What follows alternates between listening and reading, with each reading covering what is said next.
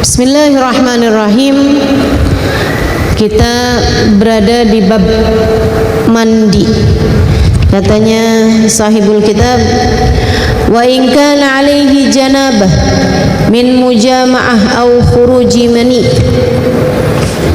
binaumin aw ghairih lazimahu ghuslu jami'i badanih ma'aniyati raf'il janabah.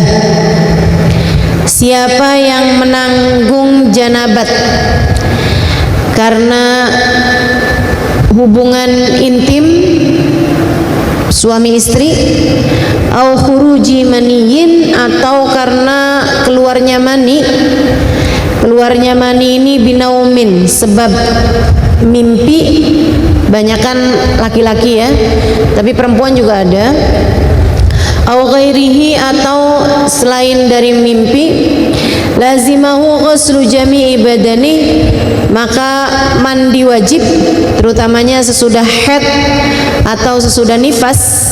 Ini kita perempuan sering terjadi, mandi wajib kita adalah karena sesuci dari haid ataupun nifas. Lazimahu ghuslu jami'i badani, maka wajib bagi kita untuk mandi dengan mengalirkan air ke sekujur tubuh, ma'aniyati raf'il janabah, diiringi dengan niat ngangkat hadas besar. Jadi sekalian, kemarin saya sudah bahas sebab-sebabnya mandi wajib. Masih ingat nggak Bu? Nggak yakin gitu jawabnya. 3 sebab khusus perempuan: haid, nifas, melahirkan. 3 sebabnya yang lain umum buat laki-laki maupun perempuan. 1, berhubungan intim, baik laki-laki maupun perempuan wajib mandi. Yang kedua, khuruj mani, keluarnya mani, baik laki-laki maupun perempuan, meskipun keluarnya laki-laki lebih sering dibandingkan dengan perempuan. Dan yang terakhir, ada yang menyebutnya sebagai salah satu penyebab mandi wajib, ada yang tidak menyebutkannya. Ulama berbeda pendapat dalam apakah disebut sebagai penyebab mandi wajib apa tidak gitu. Yang terakhir ini yaitu al-maut, kematian. Orang kalau mati wajib mandi. Masalahnya bukan dia yang mandi. Serem kalau dia yang mandi. Dia meninggal dunia, buruan mandi gih. Lah orang mati. Yang mandikan adalah orang-orang yang hidup. Gitu ya. Nah, itu. Kalau kamu terkena salah satu dari 5 sebab yang tadi itu, haid, nifas, melahirkan, dengan catatan melahirkan ini kalau tidak bersambung dengan nifas. Tapi kalau nyambung sama nifas, nggak wajib mandi juga. Nggak wajib mandi. Mandinya nanti aja. Kapan aja kamu mandi boleh. Jadi jangan menyiksa orang yang habis melahirkan. Sebab kebanyakan orang kalau habis melahirkan itu Bu, nyambung sama nifas, langsung keluar darah, nyambung terus sampai maksudnya sampai nifas berhari-hari. Kamu nggak usah paksain, buruan mandi habis melahirkan, hukumnya wajib. Kalau dia nyambung sama nifas, hukumnya tidak diwajibkan untuk mandi. Mandi wiladahnya itu gugur kalau nyambung sama nifas. Nah, mandi wiladah di sini wajib kalau tidak bersambung dengan nifas. Ada Bu, orang yang habis melahirkan nggak langsung keluar darah. Darah melahirkan iya, tapi habis itu nggak keluar darah kayak haid, nifas gitu nggak. Berhenti darahnya. 2 hari kemudian baru keluar nifas. Nah kalau kayak begitu, itu maka waktu habis melahirkan dia diwajibkan untuk mandi, gitu ya. Bahkan seperti yang saya nggak ingat saya ceritakan apa enggak, Sayyidah Fatimahuz Zahra itu ibu-ibu sekalian, nifasnya hanya majjah, hanya ketika melahirkan beliau keluar darah sekaligus nifas, habis itu berhenti, tidak sampai menghalangi waktu sholat beliau.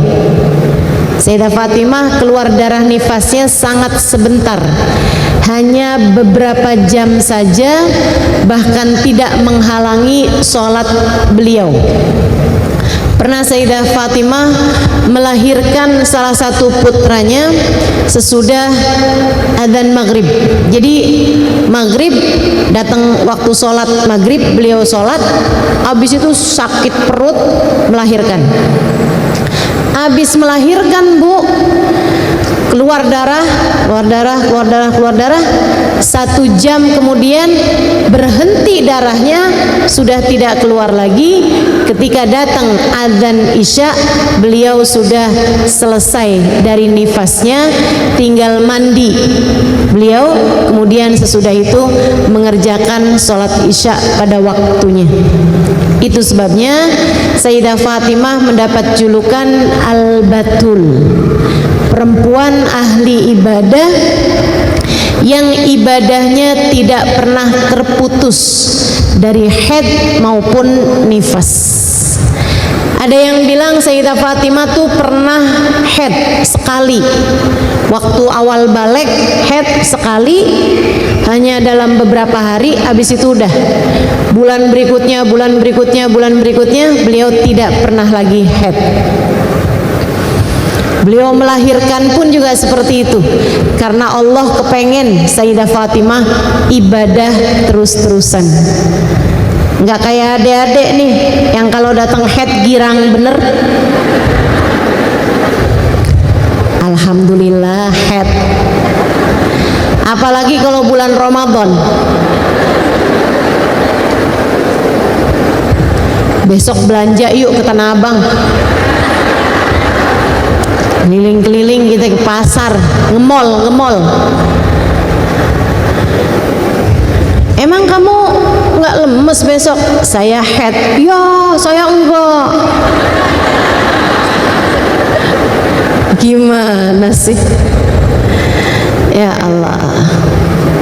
Sayyidah Fatimah tidak pernah terputus ibadahnya dengan haid ataupun nifas, karena Allah Subhanahu wa taala menginginkan beliau senantiasa menghadapkan dirinya kepada Allah Subhanahu wa taala. Baik. Jadi hukumnya mandi ada 5 hukum semuanya, Bu. Mandi ini punya 5 hukum. Hukum yang pertama wajib, yaitu apabila datang salah satu sebab dari 5 sebab-sebabnya mandi yang telah tadi saya sebutkan, yaitu haid, nifas, melahirkan, keluar mani, sama keluar sperma ya, sama yang terakhirnya adalah berhubungan intim. 5 hal ini menyebabkan mandimu berhukum wajib. Tidak boleh menunda-nunda mandi, kecuali, dengerin, kecuali buat orang yang berhenti dari haid atau nifas tapi belum di waktu yang biasanya.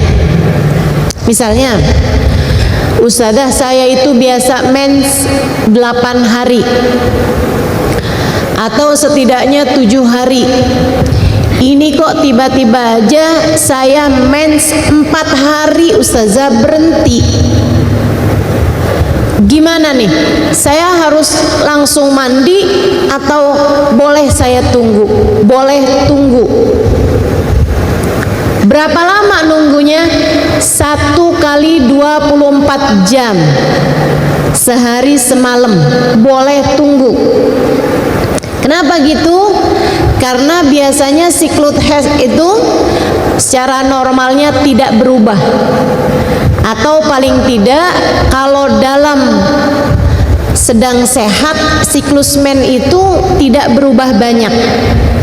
Kalau biasanya 8 hari ya jadi 7 hari, jadi 9 hari gitu. Gitu ya. Kalau misalnya biasanya 8 hari, 7 hari, ini kok cuma 4 hari berhenti, bisa jadi keluar lagi nanti. Jadi kamu boleh tunggu sampai besoknya. Kalau ternyata besoknya juga enggak keluar sama sekali, bahkan ketika kamu colek juga, kamu ambil, enggak ada apa-apa, tidak ada apa-apa yang berwarna selain putih, adanya cuman yang warnanya putih, maka kamu harus segera mandi. Ternyata emang beneran udah nggak keluar sama sekali. Saat-saat yang kamu menunggu tadi 24 jam, sholatmu wajib diqodho. Jelas? Adik-adik dengerin nih, yang masih pada haid dengerin. Ustazah kok saya nggak ngerti ya, saya harus dengerin apa enggak? Umurmu berapa Bu? 70 tahun, nggak apa-apa, nggak usah. Ibu udah nggak mens kan, nggak apa-apa. Nggak ngerti nggak apa-apa. Udah Bu, tinggal aja Bu, tidur nggak apa-apa dah.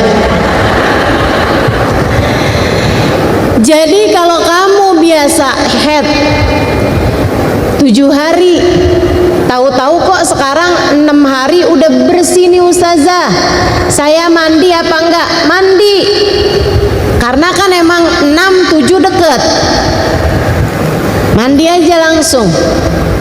Tapi kalau kamu punya kebiasaan haidnya 7 hari 8 hari, ini kok baru hari keempat udah berhenti, baru hari kelima kamu udah berhenti, kamu boleh nunggu sebanyak 24 jam. Artinya adalah 1 hari 1 malam. Liatin keluar nggak tuh. Kalau ternyata keluar, ya emang berarti kamu belum suci. Tapi kalau ternyata nggak keluar lagi sama sekali, emang udah bersih, segeralah mandi. Nah, kalau ternyata kamu memang nggak keluar sama sekali lagi sesudah itu, artinya memang mensmu ternyata cuma 5 hari. Berarti hari yang kamu menunggu 24 jam itu wajib kamu qodho, karena sebenarnya kamu sudah wajib sholat. Tapi karena suci tadi itu, kamu kan nggak sholat tuh. Nah, nanti begitu habis selesai kamu mandi suci, baru kamu qodho kembali sholat tersebut. Ustazah gimana caranya ngodoin sholat? Ya kayak sholat biasa aja, cuman niatnya gantinya adaan menjadi qodhoan.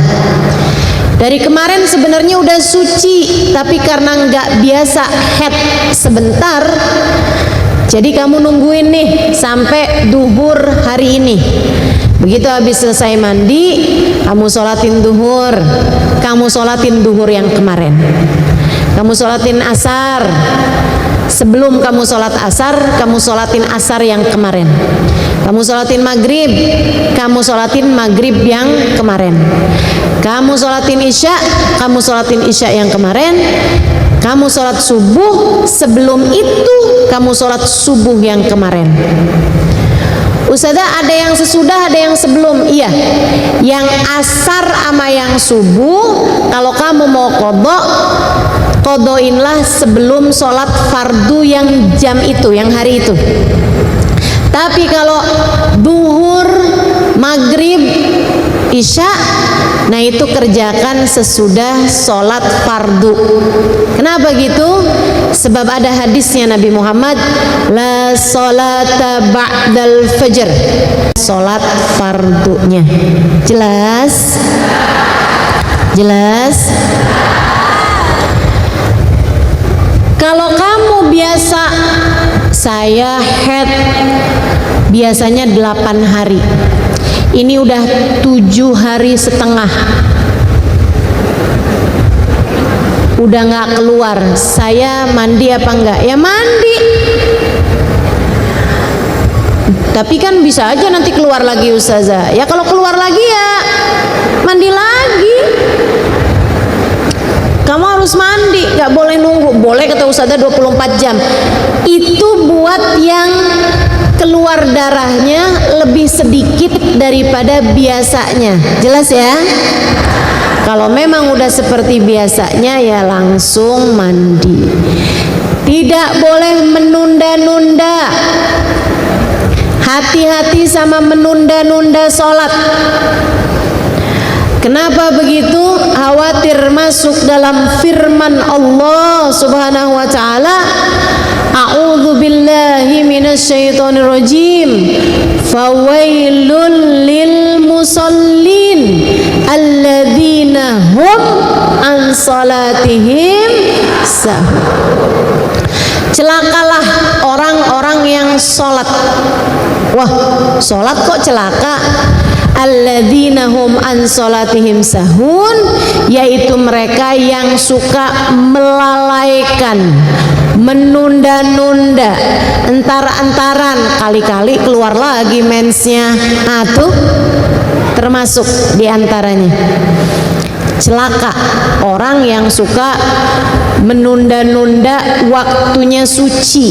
Kalau memang sudah suci haidmu, kalau memang sudah suci nifasmu, segeralah mandi dan segeralah sholat. Teman-teman sekalian, penyebab-penyebab mandi, haid, nifas, wiladah, kemudian kumpul hubungan intim suami istri sama keluarnya mani. Wajib bagimu untuk mengerjakan mandi. Kemudian ada hukum mandi yang lain. Hukum mandi yang lain namanya hukumnya mubah. Apa itu mubah? Mubah adalah sesuatu hal yang dikerjain boleh, tinggalin juga boleh. Kapan mandi hukumnya mubah? Kamu mandi memang hukumnya mubah. Jadi hukum aslinya mandi adalah mubah. Bu, kamu mau mandi? Pulang dari sini saya mau mandi, boleh, asal jangan di rumah tetangga. Bingung tetangganya ditumpangin mandi. Boleh. Tadi pagi mandi hukumnya apa? Boleh. Nggak mandi hukumnya apa? Boleh. Tapi kalau aromanya mengganggu orang lain, maka kamu bisa terkena dosanya. Bukan dosanya nggak mandi, akan tetapi dosanya memberi aroma yang tidak enak kepada orang lain. Bu, saya pernah tinggal di negeri Arab hampir 5 tahun. Ya Bu ya, jauh lebih panas daripada Indonesia. Jauh. Kalau lagi musim panasnya itu bisa sampai 50 derajat Celcius. Udah biasa saya 5 tahun. Tapi Bu, panasnya negeri Arab itu nggak keringetan kayak kita. Karena mereka itu udaranya kering. Sementara kita ini udaranya lembab. Gitu. Jadi di sana walaupun panas tapi nggak keringetan. Kayak apaan Ustazah? Panas nggak keringetan? Kayak kamu di depan api. Kamu pernah depan kompor? Panas kan itu? Nggak selalu keringetan kan? Kecuali kalau kamu ngaduk dodol, keringetan.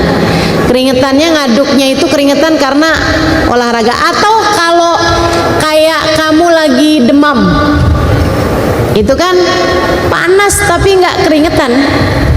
Nanti kalau udah demamnya sembuh biasanya keluar keringat dingin, ya kan? Itu malah udah nggak panas, kamu malah dingin. Nah, kayak gitu tuh di sana. Makanya Bu, orang Arab itu nggak perlu sering-sering mandi, berbeda sama orang kita. Makanya ibu-ibu orang bule itu jarang-jarang mandi. Kenapa? Negeri mereka itu kering. Negeri kita ini Bu nggak bisa dah nggak mandi, nggak bisa. Yang nggak mandi jangan hadir majelis dah. Saya saranin, ya, apalagi udah 2 hari nggak ada air nih di rumah saya, tapi saya kepengen hadir majelis. Udah saya datang aja ya. Jangan dah, jangan terganggu sebelah kesian, gitu kan? Saudaraku sekalian yang saya muliakan, Nabi bahkan pernah mengeluarkan seorang sahabat dari masjid hanya karena mulutnya bau bawang mentah.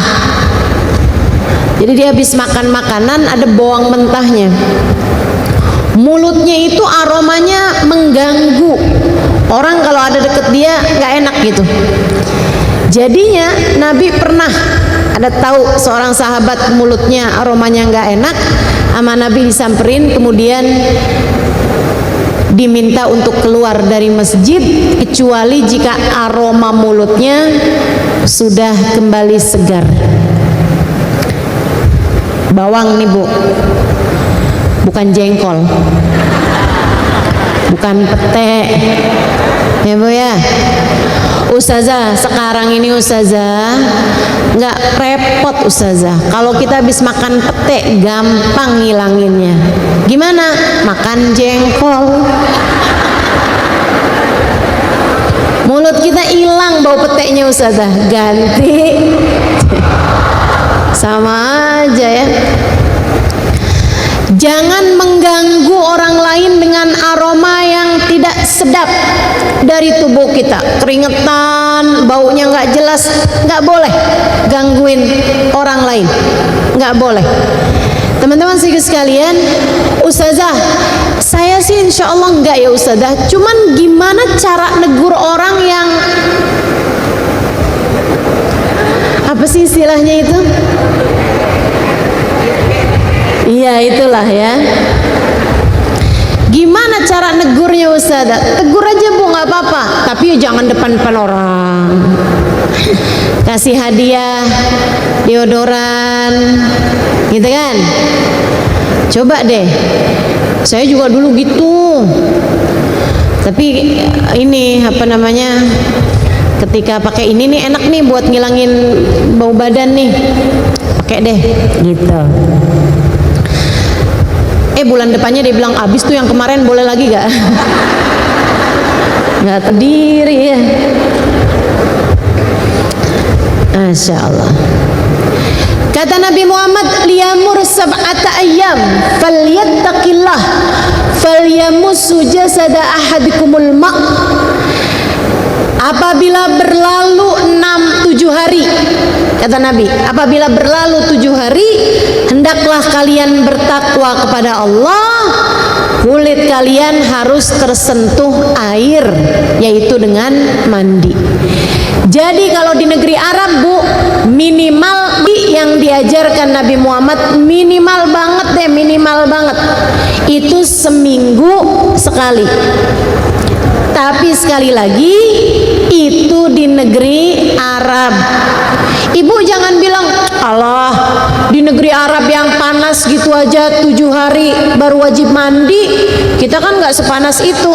Salah Bu, di negeri Arab itu nggak keringetan, panas tapi tidak berkeringat, sehingga aromanya menjadi nggak keringetan gitu. Yang bikin kita kurang enak baunya kan karena keringat. Betul? Betul? Udah deh Bu, ngaku Bu. Ngapain? keciuman bau wangi bener. Saya tadi lagi lewat-lewat di sini keciuman bau wangi bener. Saya cari-cari yang wangi apaan nih, gorden kagak, ini enggak, itu enggak. Ternyata yang wangi adalah engkau wahai Rasulullah. Engkau sedang berkeringat. Terus saya ambil lap, saya ambil kain untuk ngelap keringatmu wahai Rasulullah. Saya perap keringatmu wahai Rasulullah. Saya peres keringat tersebut, dapat dah setetes dua tetes.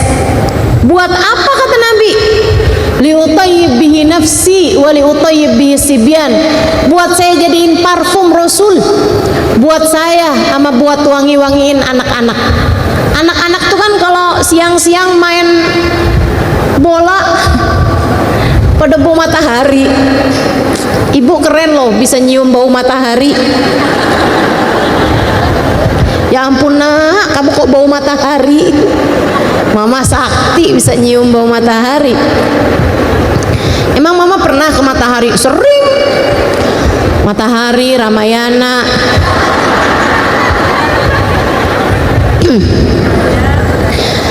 Saudaraku sekalian, jadi sama Nabi dikasih tahu bahwa minimalnya mandi adalah 7 hari. 7 hari harus banget kamu mandi, gitu ya. Tapi itu sekali lagi di Arab. Kalau di kita saya rasa sehari sekali harus mandi deh. Betul nggak? Ibu-ibu pada mandi kan? Sehari sekali? Sehari 2 kali? Nah, kan?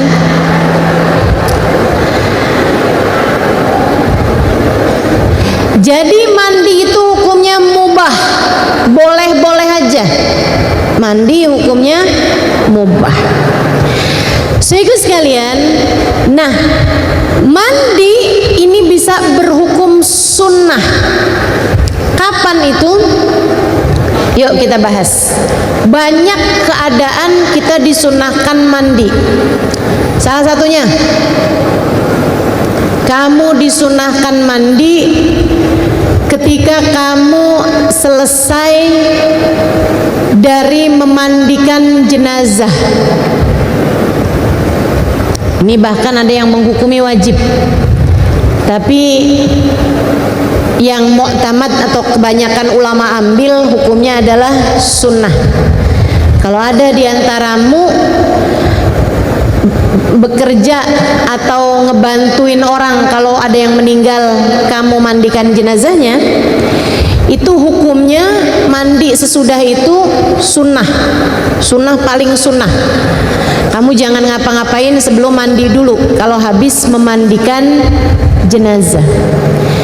Dan saya sarankan kamu, andai pun kamu tidak berprofesi sebagai tukang mandi jenazah, kamu harus pernah memandikan jenazah, terutama ketika orang terdekatmu meninggal dunia. Kalau ibu kamu meninggal, mandiin. Kalau bapak kamu meninggal, mandiin barengan sama yang lain-lain, sama anak-anaknya, gitu ya. Kalau saudara kamu, terutama yang sejenis, kalau kamu punya saudara, kakak atau adik perempuan meninggal, kamu sunnah, kamu sebaiknya ikutan mandiin jenazah. Nggak harus yang jadi utamanya, kan biasanya suka ada gitu tuh, ada yang memang dia yang mandiin jenazah. Nggak apa-apa, walaupun kamu jadi yang ngebantuin, sekedar nyiramin, itu adalah baktimu terakhir, kebaikanmu terakhir kepada orang tersebut selagi masih di atas muka bumi. Baktimu terakhir kepada orang tua sebelum mereka dimasukkan ke dalam kubur, begitu ya. Kalau dia punya anak laki juga, punya anak perempuan juga, ya udah, kalau gitu kalau ibu meninggal kamu anak perempuan yang mandiin, kalau bapak meninggal anak laki yang mandiin. Tapi kalau misalnya bapaknya nggak punya anak laki-laki, ustazah saya ikut mandiin bapak saya, boleh ikutan ngebantuin mandiin. Dan Bu, kalau mandiin jenazah itu nggak boleh di tempat umum, maksudnya yang bisa orang lain lihat, jangan, kesian. Mandikanlah di tempat yang tertutup, ya, mandikan di tempat yang tertutup, entah itu belakang rumah, entah itu apa, kalau bisa yang ada atapnya, seperti itu. Teman-teman sedikit sekalian yang saya muliakan, kalau kamu mandiin jenazah, sesudahnya kamu sunah mandi. Dan kalau kamu mandiin jenazah, ada apa-apa yang terjadi dengan jenazah, kalau itu adalah sesuatu yang buruk, jangan pernah ceritakan kepada siapa-siapa. Ingat, kalau kamu mandiin jenazah terus ada sesuatu yang buruk dengan jenazah tersebut, gitu ya, jangan cerita sama siapa-siapa. Kenapa ustazah? Ntar didatengin loh. Bukan itu. Akan tetapi itu adalah amanat.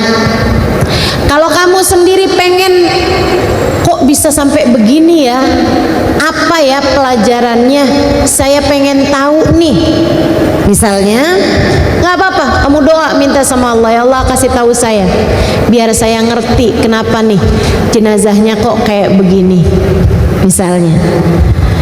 Tapi kalau sesuatu itu baik, boleh aja sih kamu ceritakan kepada orang lain, terutama kepada keluarganya, untuk menjadi kabar gembira buat keluarga tersebut bahwa insya Allah jenazahnya atau orang tua mereka atau siapapun yang meninggal adalah orang soleh, orang solehah.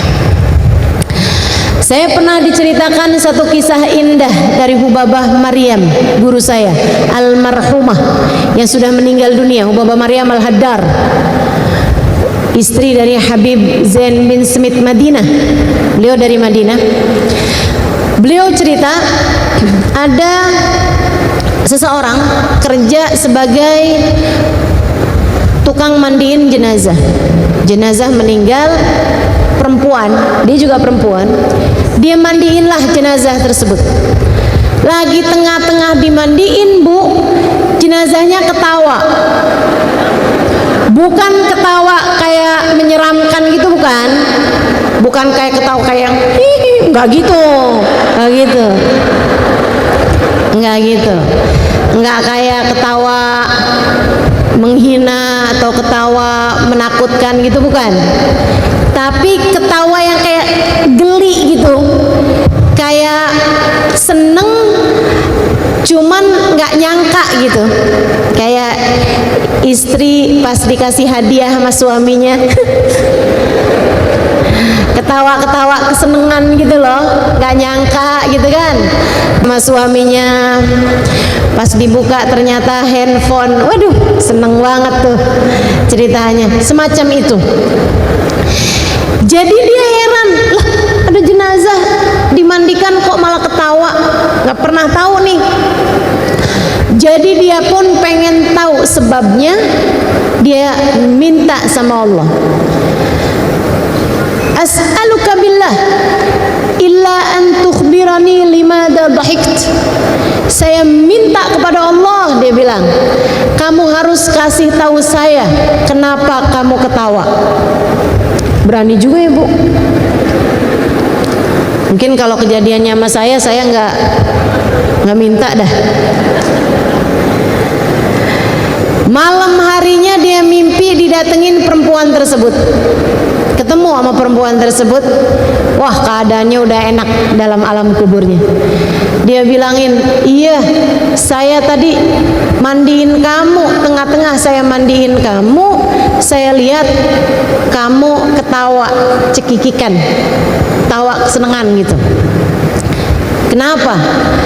Dia bilang, iya, waktu kamu mandikan saya, Allah ajukan kepada saya daftar amalan saya yang diterima sama Allah. Waktu kamu mandikan saya dikasih lihat, diajukan pada saya amal ibadah saya yang diterima sama Allah. Saya itu tiap hari sedekah dengan separuh sarapan saya. Dia hidup sebatang kara, tiap hari dia masak, pagi hari itu dia sarapan diparok dua. Dia punya tempe parok dua, punya nasi ibaratnya nih ya, nasi parok dua gitu kan, ada tempenya, ada apanya, ada kerupuknya misalnya gitu. Yang satu buat dia makan, yang satu lagi dia akan keluar tungguin orang miskin pertama yang lewat depan rumahnya. Ntar ada tukang sampah, ada gelandangan atau apa, dia akan datengin, sarapan dulu Pak, ayo dek sarapan dulu dek, ibu sarapan dulu gitu kan. Kayak gitu tiap hari. Dia bilang satu hari saya keluar rumah nggak ada orang untuk saya kasih sarapan saya. Yang lewat kayaknya orang mampu semua gitu, orang ada semua. Kayak udah sarapan, kalaupun belum sarapan karena diet. Jadi dia nggak tawarin. Akhirnya dia lihat ada seekor anak keledai lagi ngais-ngais tempat sampah. Saya pikir ya udahlah, berbagi sama anak keledai nggak apa-apa dah. Saya pun berikan separuh sarapan saya tersebut kepada seekor anak keledai. Dia pun memakannya dengan lahap. Ketika Allah berikan, ajukan kepada saya, saat kamu memandikan saya dikasih laporan amal ibadah kamu diterima Allah Subhanahu wa ta'ala. Yang nomor satu adalah sedekah saya hari itu kepada seekor anak keledai.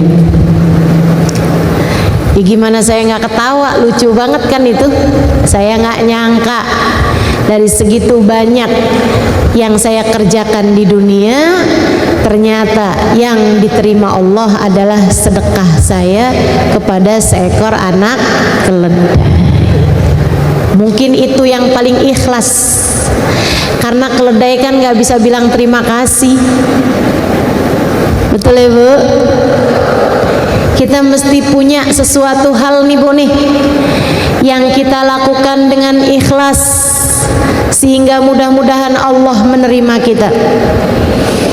Enggak harus nyari binatang Bu, kita nggak pernah tahu ibadah kita ini mana yang diterima sama Allah.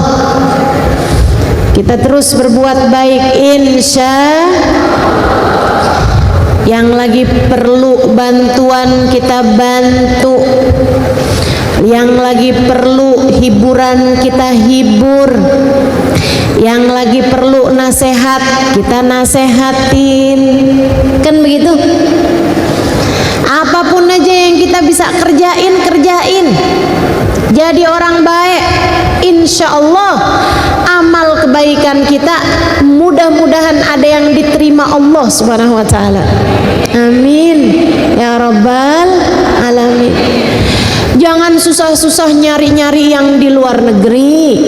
Itu iya, kita sayang sama mereka semuanya, kita doakan mereka semuanya, tapi jangan sampai fokus kita sama yang di luar negeri, malah bikin kita enggak cukup peduli apakah tetangga kita, anak yatim dekat rumah kita bisa makan apa enggak. Katanya Nabi Muhammad sallallahu alaihi wasallam, orang yang tertidur malam dalam keadaan kekenyangan sementara tetangganya nggak bisa tidur karena kelaparan dan tidak punya makanan untuk mereka makan, maka orang tersebut sudah kehilangan kunci surganya. Na'udzubillah min dzalik. Yuk belajar biar punya hati yang tidak tega menyakiti siapapun. Belajar buat punya hati yang selalu ingin menebarkan kasih sayang kepada siapapun. Gak ada yang sia-sia. Bahkan sedekah kepada seekor anak keledai sekalipun. Di kita gak ada keledai, tapi ada kucing, ya kan? Ada ayam, ya kan? Ada apa lagi? Kambing, ya kan? Makhluk-makhluknya Allah Subhanahu wa taala, Jalla Jalaluhu wa ta'ala azamatuh.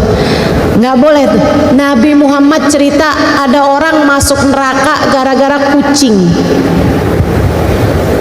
Ada yang masuk surga gara-gara anjing, kan gitu. Yang masuk surga gara-gara anjing, dia ngeliat anjing kehausan, pengen minum dari sumur tapi nggak nyampe. Dia buka terompahnya, sepatunya, diambilkan air pakai sepatunya, dikasih minum kepada anjing tersebut. Sampai anjingnya selesai minumnya, Allah Subhanahu wa taala kasih hidayah dan kasih surga kepada perempuan tersebut. Sementara ada perempuan lain masuk neraka gara-gara kucing. Kenapa bisa begitu? Dia pelihara kucing di dalam rumahnya, dia lupa sama tuh kucing, atau dia nggak ambil peduli sama tuh kucing, dia pergi keluar kota, kucingnya ada di dalam rumah, nggak ditinggalin makanan, kucingnya kemudian mati. Jangan kamu pikir nggak apa-apa, ini kan juga cuman binatang, Bu, punya nyawa. Yang punya nyawa harus kamu lepaskan biar dia bisa nyari makan, atau kalau kamu pelihara dalam rumah kamu, jangan lupa kasih makan. Saudariku sekalian yang saya muliakan, jadi ustazah, saya punya tetangga nih ustazah. Ini nyata ini, ada yang nanya sama saya. Saya punya tetangga ustazah, dia itu pelihara binatang. Binatangnya suka bener ustazah ngotorin rumah kami. Boleh nggak saya racun? Lah,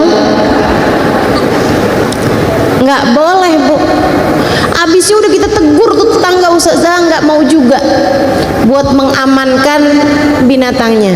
Tegur lagi, kalau perlu laporkan Pak RT, gitu kan, agar bisa diamankan. Tapi untuk kamu celakakan binatang tersebut, hukumnya adalah haram.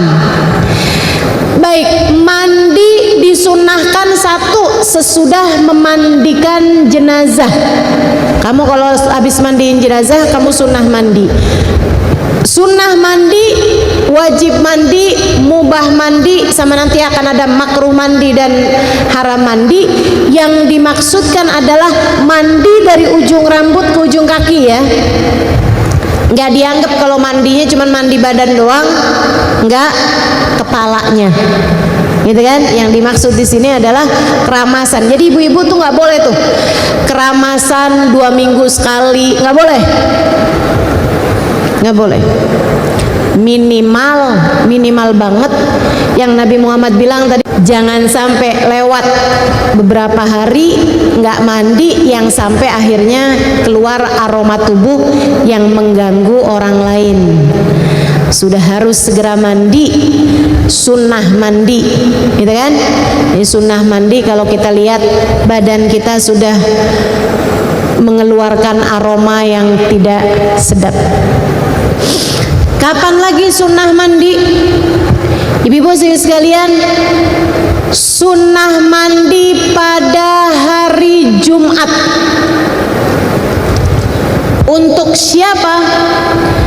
Ada perbedaan pendapat Ada yang bilang sunnah mandi pada hari Jumat untuk yang akan mengerjakan sholat Jumat, dan ini adalah pendapat yang akurat. Dalam artian, kalau kamu sebagai perempuan enggak sholat Jumat, maka kamu tidak disunnahkan untuk mandi pada hari tersebut, hari Jumat itu, karena memang sunnahnya hanya untuk orang yang akan sholat Jumat. Artinya juga, kalau ada orang tua yang memang terbaring di tempat tidur tidak mengerjakan sholat Jumat karena memang sudah tidak kuat untuk berangkat sholat Jumat, sudah sakit begitu ya, maka tidak sunnah untuk mandi Jumat.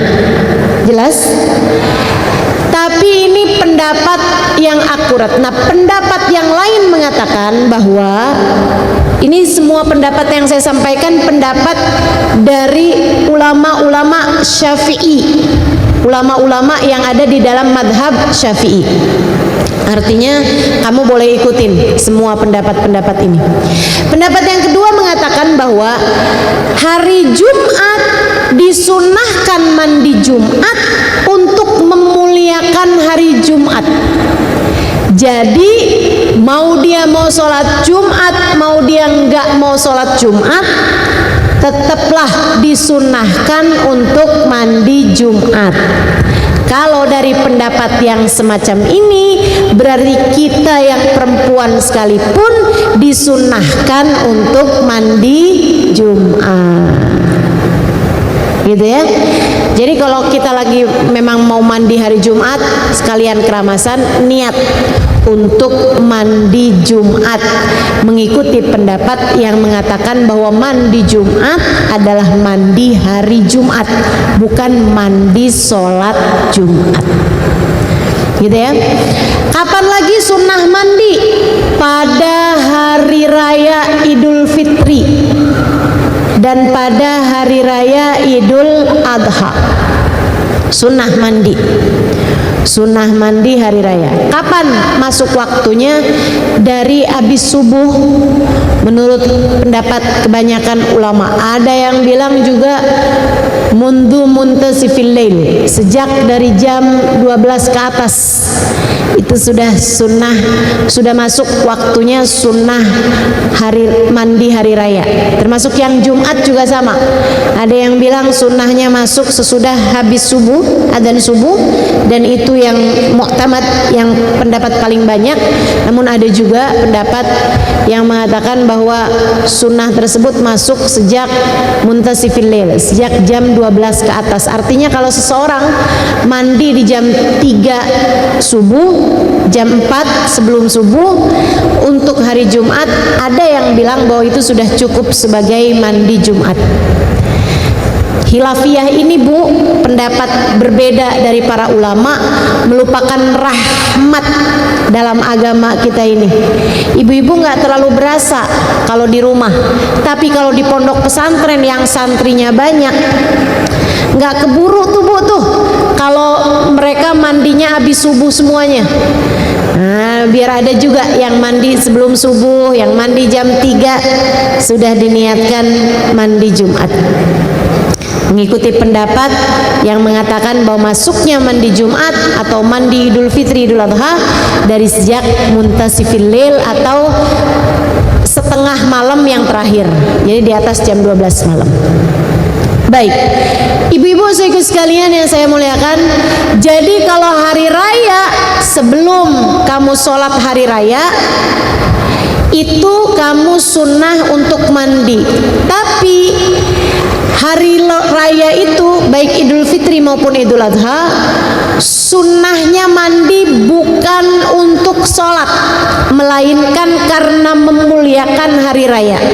Itu sebabnya laki-laki, perempuan yang sedang haid, perempuan sedang nifas, bahkan anak-anak kecil, bayi-bayi, bahkan orang-orang tua yang sudah di atas tempat tidur, semuanya sunnah untuk mandi pada hari raya. mereka mandi sendiri ataupun dimandikan sama orang lain. Bagi yang tidak mampu untuk mandi, kayak anak kecil kan, bayi-bayi sunnah dimandikan pada hari raya Idul Fitri maupun hari raya Idul Adha. Sunnah mandi setiap malam dari bulan suci Ramadan. Saya kalau masuk bulan suci Ramadan, saya mandinya ba'da maghrib. Saya mandinya ba'da maghrib. Habis selesai sholat maghrib, sholat sunnah, gitu ya. Nah itu saya mandi. Makanya saya tidak menerima undangan buka bersama. Bingung mandinya kapan tuh. Masa pamitan mandi dulu? Apalagi kalau ada buka bersama lanjut terawih gitu ya. Udah saya tolak deh tuh semua undangan semacam itu. Bahkan di bulan Ramadan saya memang tidak mengadakan kajiannya libur, karena kita kalau jadi di bulan Ramadan biarkan jadi bulan antara kita dengan Allah Subhanahu wa ta'ala, gitu ya. Sunnah mandi kullalailah, tiap malam selama bulan suci Ramadan. Ustazah apa nggak rematik? Kalaupun kamu nggak bisa tiap malam, sekurangnya kamu mandi di waktu malam di bulan Ramadan. Maksudnya waktu malam itu ba'da maghrib, gitu ya. Dan niatkan untuk mengerjakan sunnah mandi malam Ramadan sehingga kamu tetap dapat berkahnya malam-malam Ramadan. Dan Bu, insya Allah kesunahan itu nggak bawa penyakit Bu, justru sebaliknya malah membawa obat bagi kita sekalian. Itu ya, di sunnah mandi di bulan Ramadan sebelum kita melaksanakan sholat taraweh. Sunnahnya itu sebelum taraweh. Tentu saja kan berarti sebelum isya tuh, ya. Nah, masuk waktu mandi itu adalah dengan masuk waktu azan maghrib. Jadi kamu buka puasa dulu, kemudian sholat maghrib dulu, kamu makan dulu, habis itu baru sunnah mandi sebelum mengerjakan sholat isya dan taraweh, gitu ya. Kalaupun nggak bisa setiap malam, saya sangat berharap kamu dapat melaksanakan di sebagian malam-malamnya, terutama banget nih di malam 17 Ramadan, biar berkahnya Lailat Badar bisa kamu dapatkan. Apa itu Lailat Badar? Malam terjadinya perang Badar. Jadi kalau malam 17 Ramadan, siap-siap doamu malam tersebut mustajab. Kamu harus bacakan sekurangnya Fatihah kepada Ashabul Badr, orang-orang yang ikutan perang Badar. Itu kayak semacam haul buat orang-orang yang tewas di medan Badar. Ada namanya tuh, nama-namanya orang-orang yang ikutan perang Badar barengan sama Nabi kemudian meninggal dunia. Di dalam bait-bait syair namanya Jaliyatul Qadar fi manakib ahli Badar, fi asma'i ahli Badar, menyebutkan nama-nama orang-orang yang tewas di medan perang Badar. Namanya Jaliyatul Qadar, pengangkat kesusahan-kesusahan, artinya tuh ya. Bagus dibaca pada malam 17 Ramadan. Kalaupun kamu nggak bisa baca itu karena agak susah, nama-namanya kan kita nggak biasa ya Bu ya, karena kan ibu-ibu biasa bacanya kan namanya Herman, Sunandar, Dedi, Bambang. Itu kalau orang Arab susah setengah mati tuh Bu nyebutnya Bu, bamban. Mereka nggak bisa punya nggak punya tuh. Dan ternyata itu dari lahir loh Bu, anak kecil-kecil pun udah bisa nggak bisa di sana. Saya pernah cobain, anak kecil Arab saya bilangin, coba kamu sebut kentang, nggak bisa ternyata. Tapi anak kita Indonesia kecil-kecil juga udah bisa kan nyebut kentang. Teman-teman sekalian, kembali kepada Ashabul Badr. Jadi malam 17, Ustazah bukannya malam Nuzulul Quran, ya boleh juga malam Nuzulul Quran, malam 17 Ramadan, malam turunnya wahyu pertama kali, Iqra bismi rabbikal ladzi khalaq, yaitu pada malam 17 Ramadan.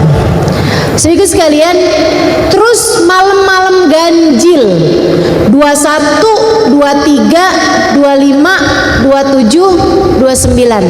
Kalau bisa di setiap malam-malam itu Ibu mandi, habisnya buka puasa sebelum sholat taraweh sampai kepala-kepala Ustazah. Iya, keramasan, sampoan, biar wangi, ibadah seger, enak.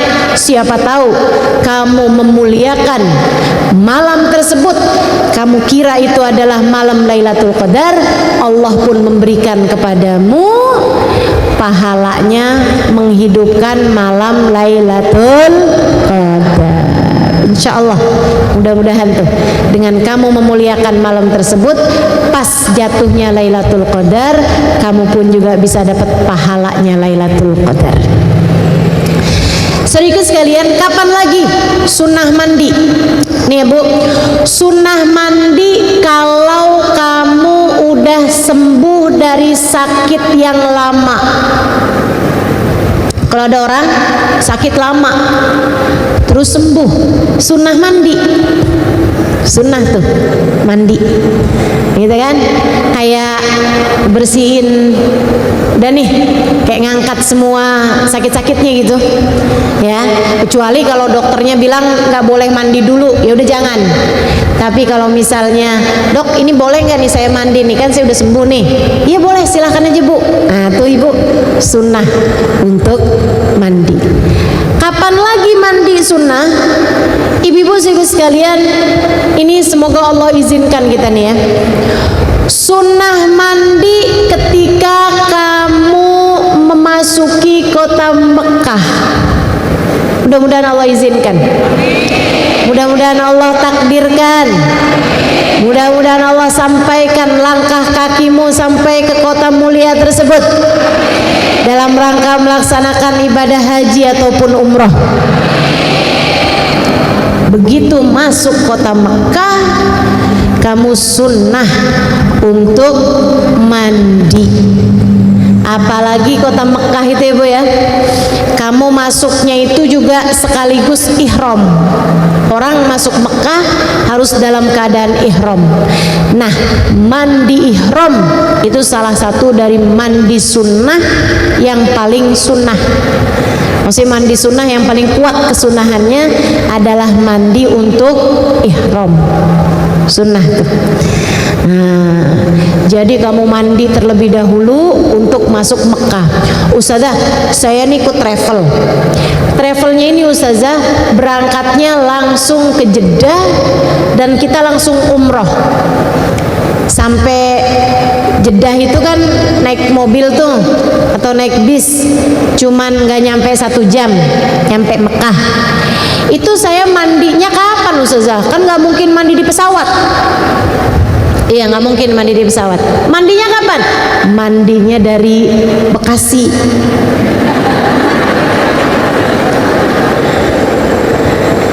Belum lama saya begitu Bu. Ya Allah, seneng banget saya. Jadi dari di rumah saya udah mandi untuk ihram. Rasanya lain. Ya Allah, udah kebayang-bayang. Jadi dari mandi tuh udah seneng banget dah.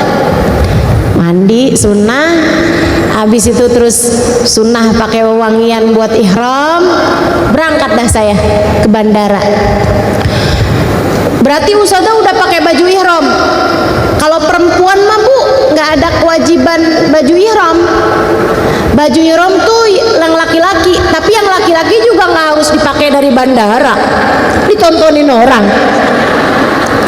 Nanti gantinya biasanya di pesawat kalau udah mau sampai di Yalamlam. Apa itu Yalamlam? Kota tempat mikot. Nanti itu diumumin tuh di pesawat. Kita akan segera memasuki kota Yalamlam dalam waktu 5 menit lagi atau dalam waktu 10 menit lagi. Nah itu biasanya yang laki-laki segera mempersiapkan diri, mereka masuk kamar mandi gantian buat ganti baju ihram. Karena niatnya tuh harus sampai di Yalamlam. Nanti begitu nyampe Yalamlam diumumin lagi, kita sekarang berada tepat di atas Yalamlam.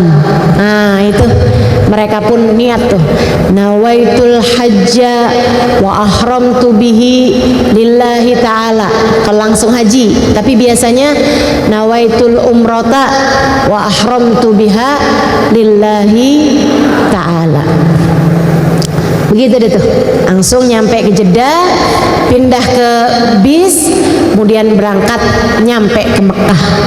Begitu nyampe di Mekah, sholat fardu, kemudian langsung mengerjakan ibadah umroh, yaitu tawaf, sa'i, potong rambut, selesai deh.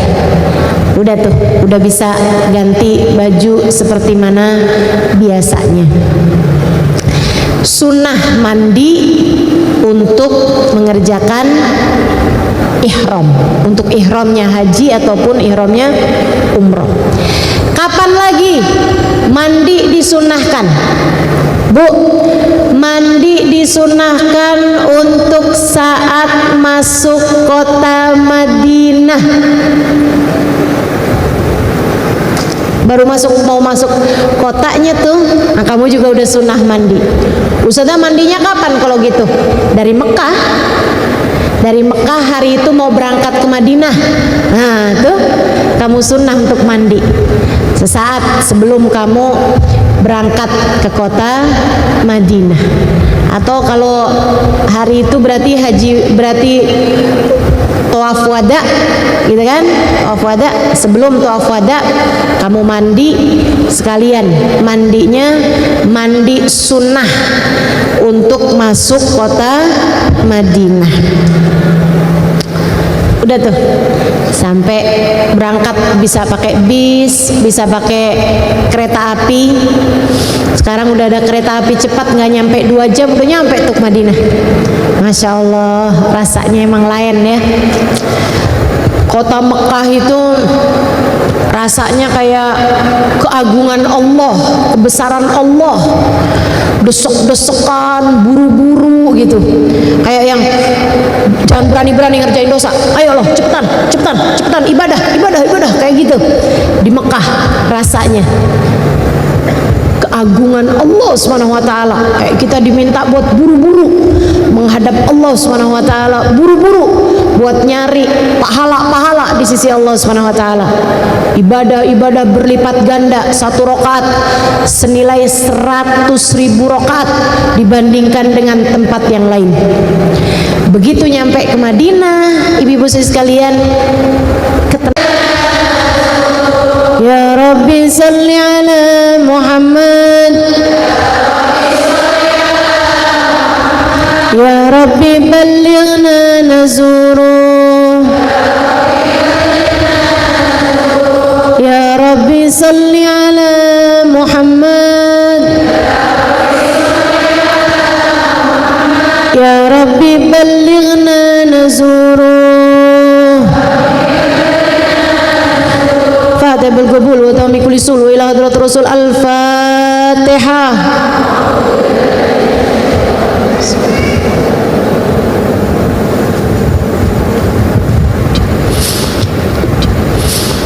Iyyaka na'budu wa iyyaka nasta'in. Ihdinas siratal mustaqim, siratal ladzina an'amta 'alaihim ghairil maghdubi 'alaihim waladdallin. Amin. Madinah indah luar biasa. Bahkan dari kayak mau mandi mau masuk kota Madinah tuh udah lain rasanya. Udah tambah deket sama Madinah, debar-debarnya tuh lain rasanya. Kayak perawan menantikan pinangan, deg-degan. Kayak mau ada yang lamar tuh Bu. Ingat gak rasanya? Lupa. Kayak gitu deg-degan gitu. Sampai nyampe ke Madinah, ya Allah. Tambah deket sama masjid, tambah deg-degan. Saya kalau di Madinah suka pindah-pindah lokasi sholat di Masjid Nabawi. Ntar sholat sono, ntar sholat sana. Meskipun seringnya di bagian depan, karena saya rasa masjid lamanya itu di situ di bagian depannya. Karena kan sesudahnya perluasan. Kenapa saya suka pindah-pindah tempatnya? Karena saya nggak pernah tahu tempat mana yang pernah diduduki atau bahkan disolati atau bahkan sekedar pernah jadi tempat berbaring baginda kita Nabi besar Muhammad.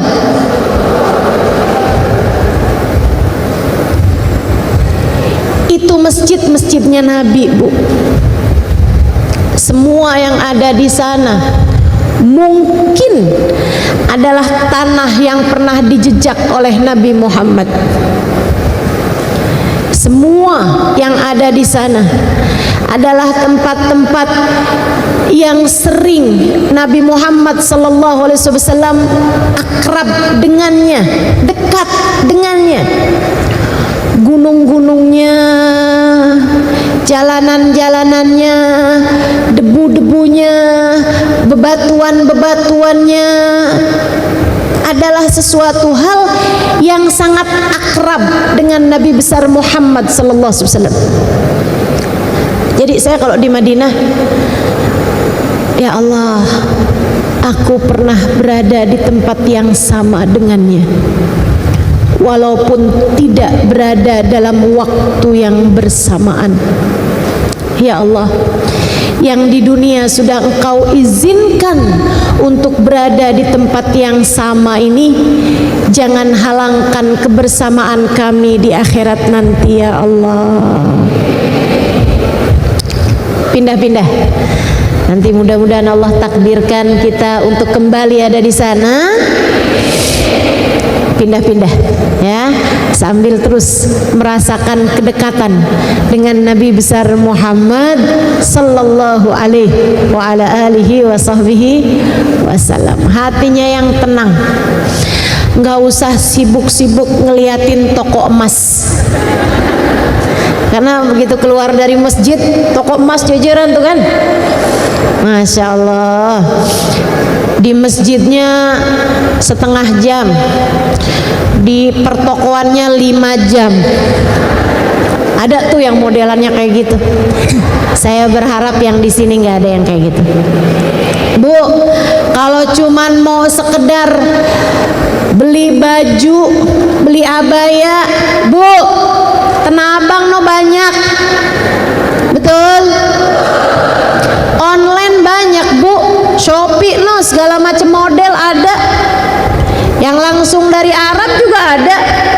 Kalau kamu kesana cuman mau beli cuman mau buat beli, udah sore gini nih ngomong kelibet-libet.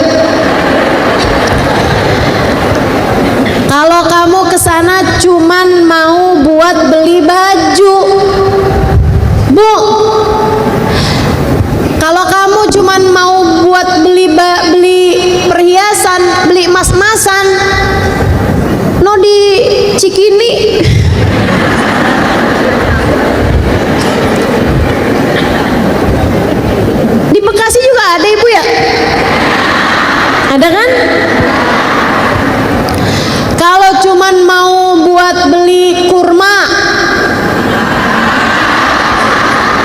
Tanah Abang banyak, Condet banyak.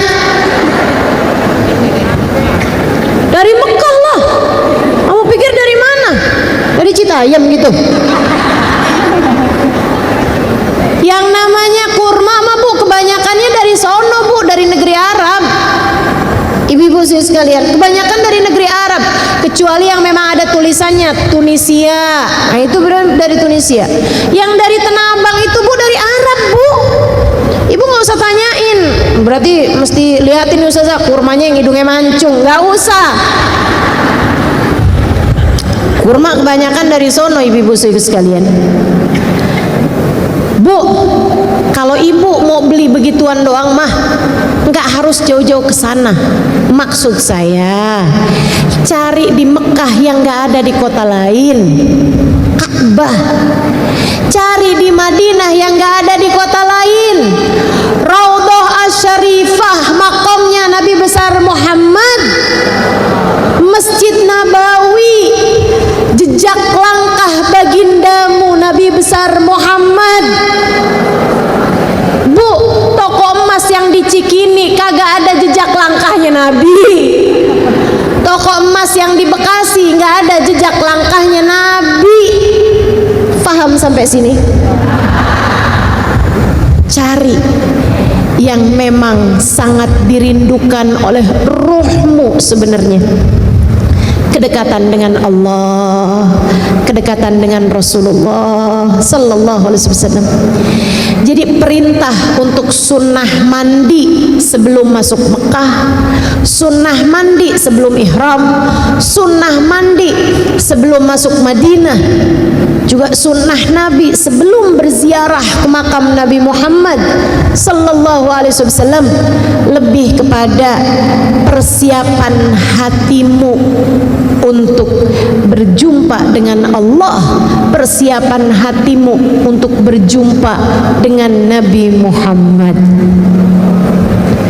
Sallallahu Alaihi Wasallam. Semoga Allah takdirkan semuanya insya Allah. Semoga Allah mudahkan langkah-langkah kaki kita untuk bisa sampai ke sana insya Allah. Sayang kalau selama di sana yang disibukin adalah perbandingan makanan. Kalau travel sana tuh enak tuh makanannya, si ini makanannya kurang enak, gitu kan ya. Apalagi kalau kerjaannya cuman buat nyinyirin orang. Ih, si ibu itu tuh sibuk mulu ke toko emas, kayaknya nggak ngaji tuh ke tempatnya Ustazah Halimah. Kayaknya masih mendingan yang sibuk di toko emas dah daripada kamu sibuk gibah.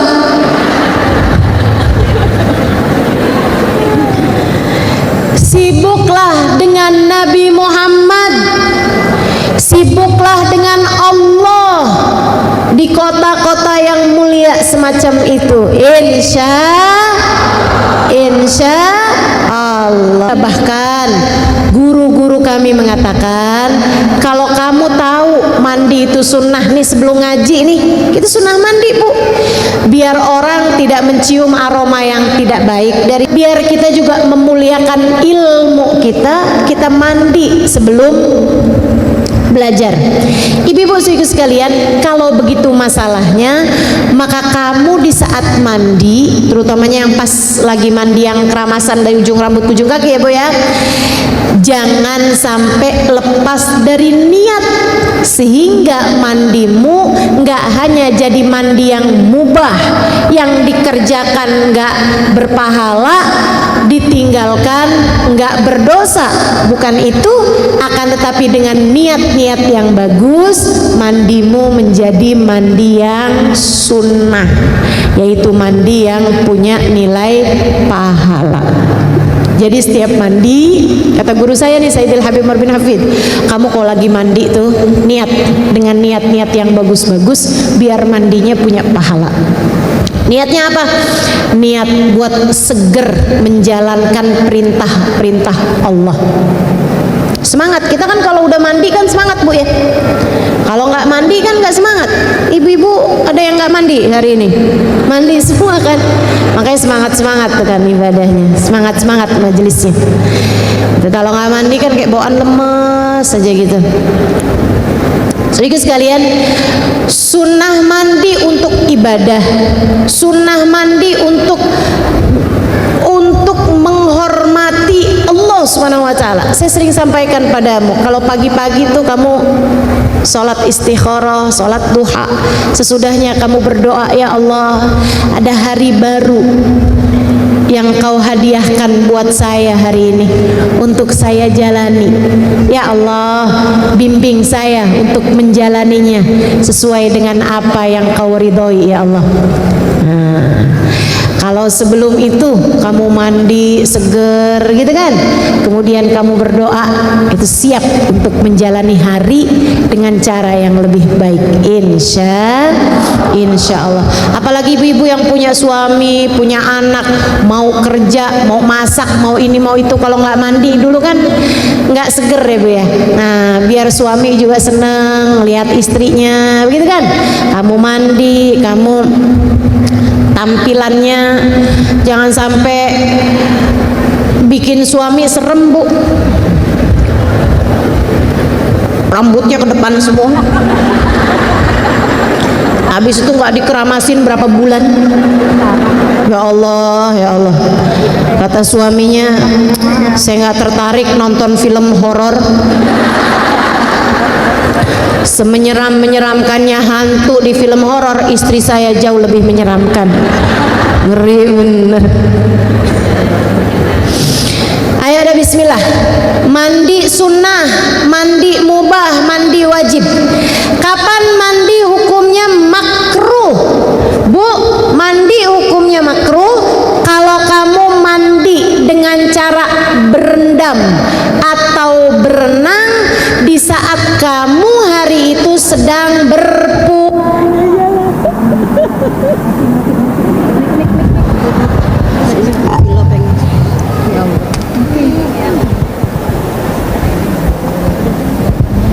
Allah, saat kamu sedang berpuasa ya Bu ya, ibu lagi puasa nih, berenang enak kali ini.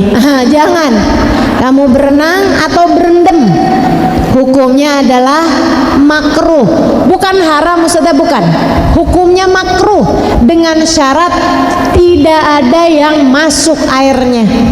Tapi kalau airnya masuk, baik itu lewat hidung, baik itu lewat telinga, kamu kemasukan air, di saat kamu sedang berpuasa, kamu mandi dengan berenang atau berendam, maka hukumnya batalin puasa. Ya, hukumnya puasanya adalah batal. Nah itu ya. Oh ya Bu, tadi tuh ada tambahan lagi tuh, mandi sunnah. Nah, ini penting juga buat saya sampaikan. Kamu sunnah mandi saat sedang marah.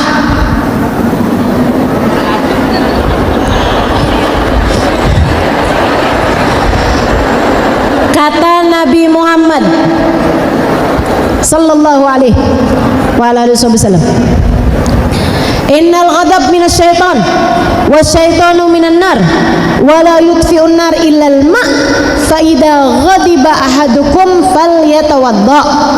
Kata Nabi Muhammad, marah itu sumbernya dari setan. Setan itu tercipta dari api. Tidak ada yang bisa memadamkan api selain. Maka apabila seseorang di antara kalian sedang marah, hendaklah pergi wudhu. Para ulama mengatakan kalau wudhu nggak mempan, mandi. Bu, kalau mandi pun juga belum mempan juga, berendam. Ustazah, saya nggak punya tempat berendam, ya di ember kali.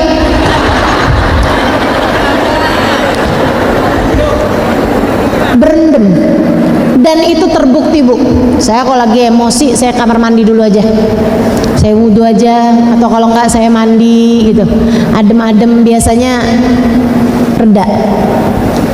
reda kemarahannya, reda emosinya, insya Allah. Jadi begitu. Ustazah niatnya apa? Ya Allah, saya mandi nih biar adem, ya Allah biar adem, biar hilang marah saya, ya Allah, biar saya bisa mengendalikan emosi saya. Mandi sunnah juga untuk orang yang habis suci dari istihadah.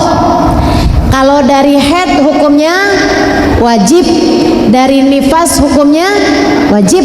Tapi kalau seseorang istihadah itu keluar darah tapi tetap wajib sholat, ya.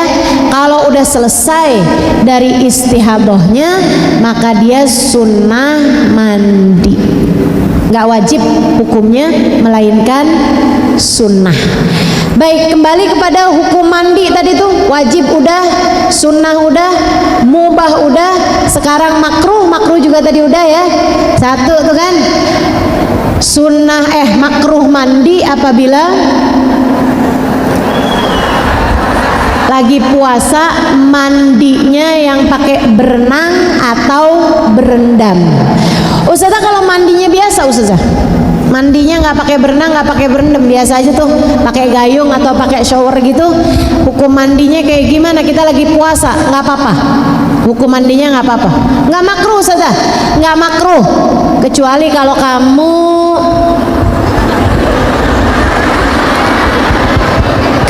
kalau kamu kumurnya ganti, pakai apa? Pakai es teh manis. Nah itu baru bisa jadi makruh atau haram itu ya, kalau kayak gitu modelnya. Kalau sampai ada yang tertelan maka batallah puasamu.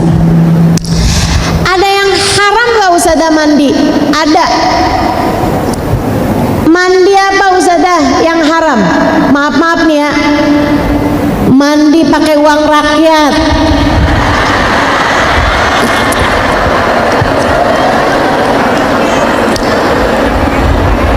Hukumnya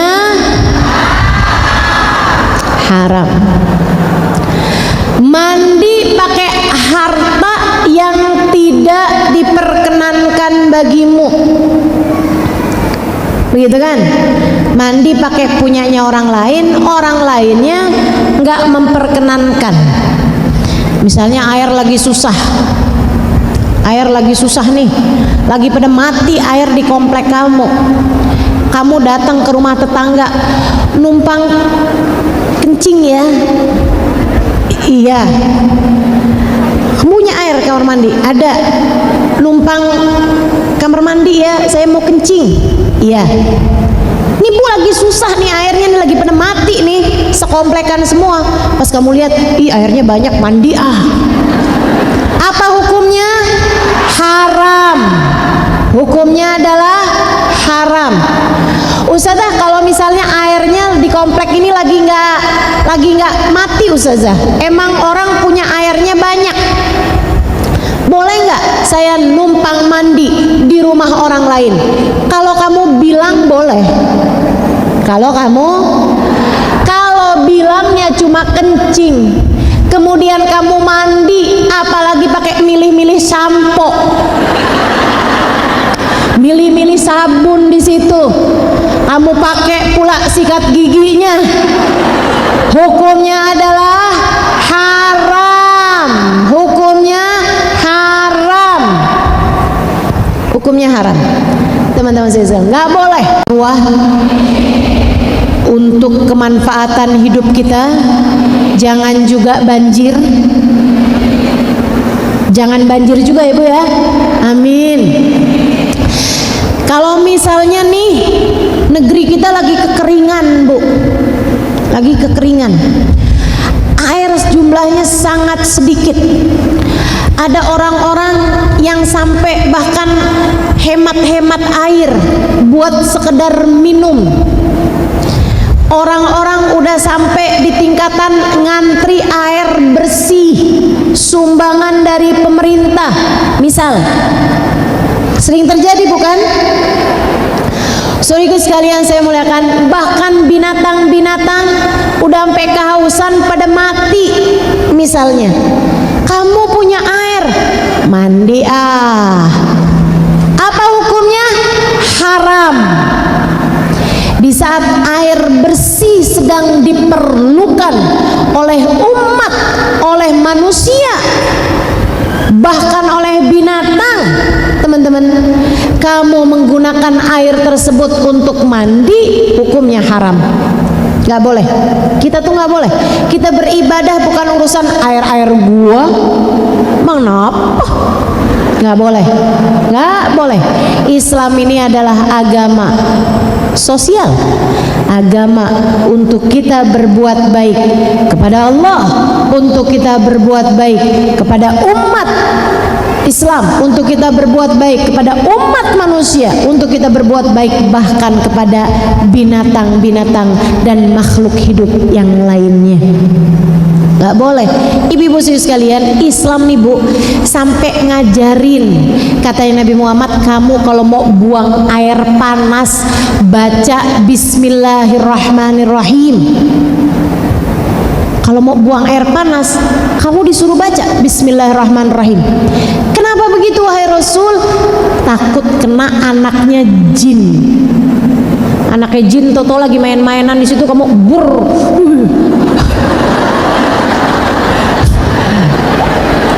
Ustazah, emang anaknya jin kepanasan kalau kena air panas?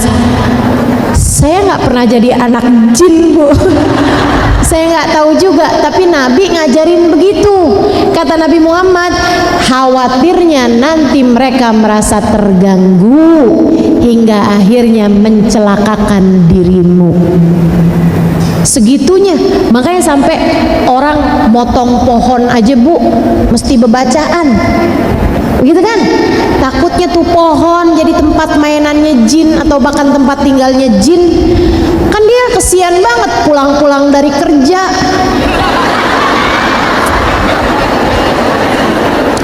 pulang dari jalan-jalan dari puncak, terus pulang-pulang, loh rumah kita udah habis. Kesian dah.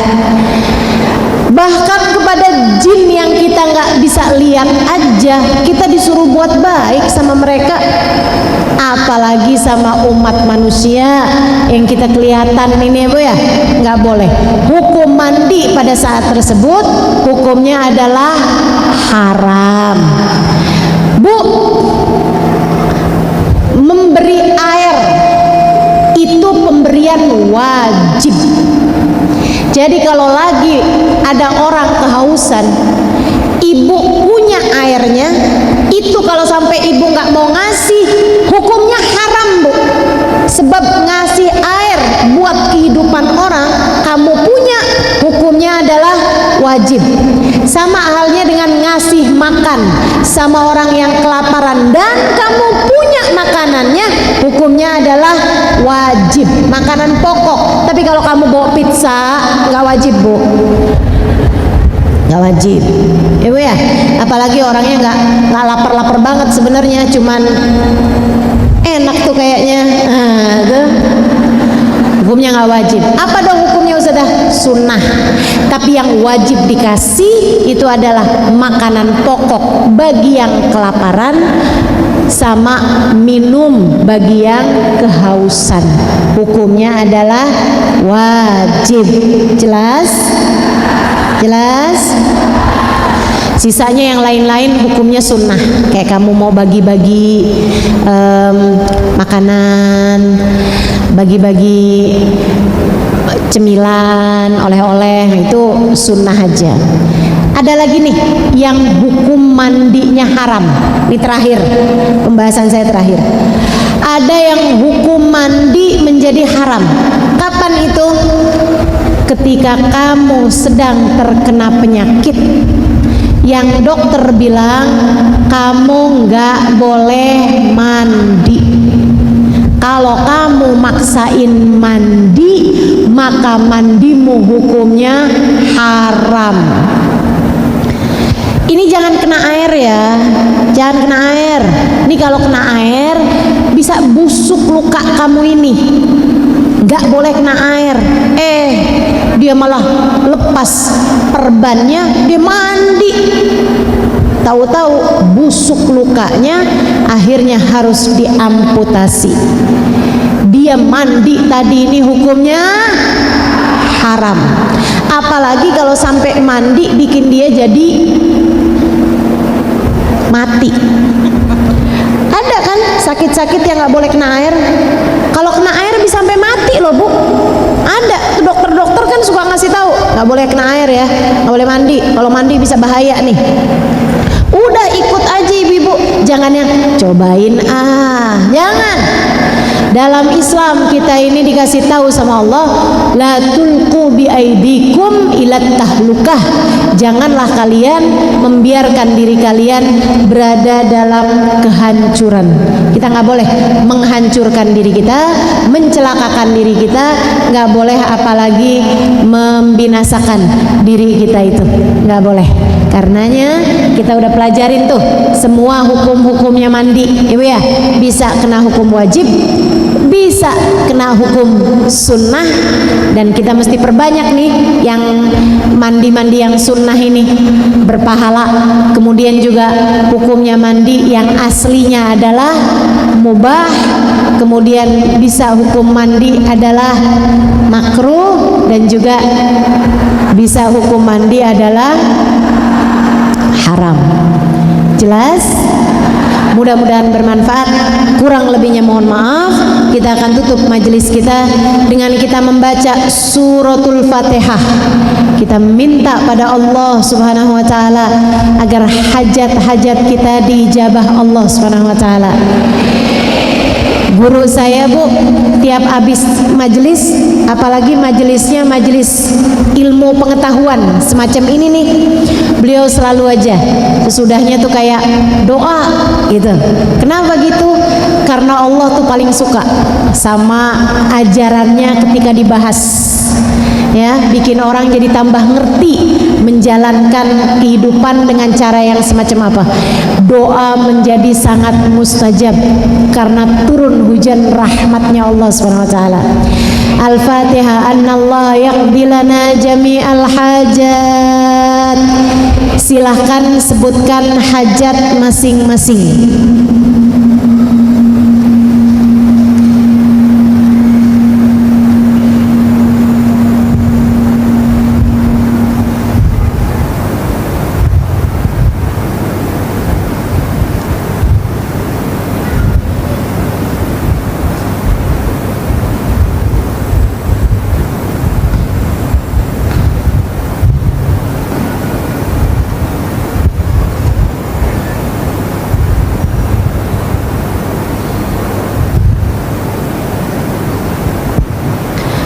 Semoga yang sedang sakit Allah sehatkan.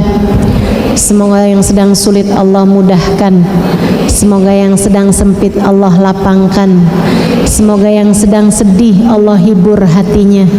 Semoga yang punya hajat diijabah Allah Subhanahu wa taala. Semoga yang punya anak, anaknya punya nasib yang bagus dunia akhirat. Semoga kita semua yang hadir di tempat ini Allah jadikan kita istiqomah.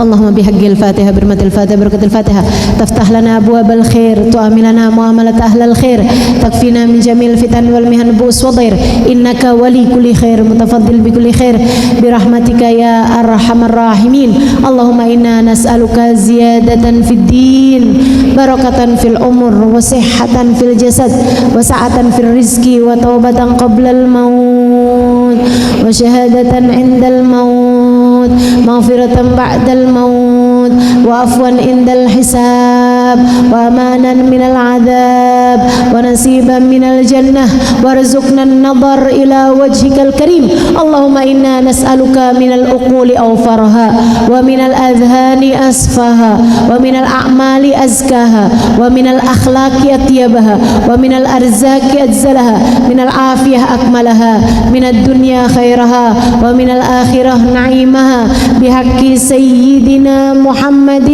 صلى الله عليه عليه وعلى آله وصحبه وسلم.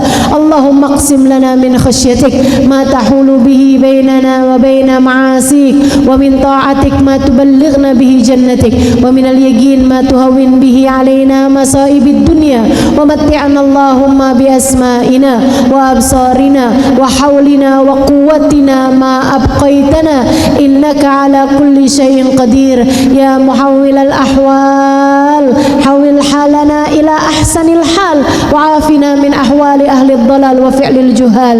يا مقلب القلوب ثبت قلوبنا على دينك وتوفنا على ملتك.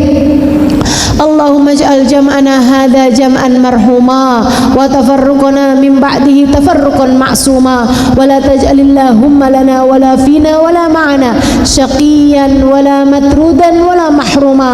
اللهم ارزقنا حبك وحب من يحبك وحب كل عمل يقربنا إلى حبك، واجعل حبك وحب نبيك أحب إلينا مما سواكما، بفضل سبحان ربك رب العزة أما يصفون، وسلام على المرسلين، والحمد لله رب العالمين.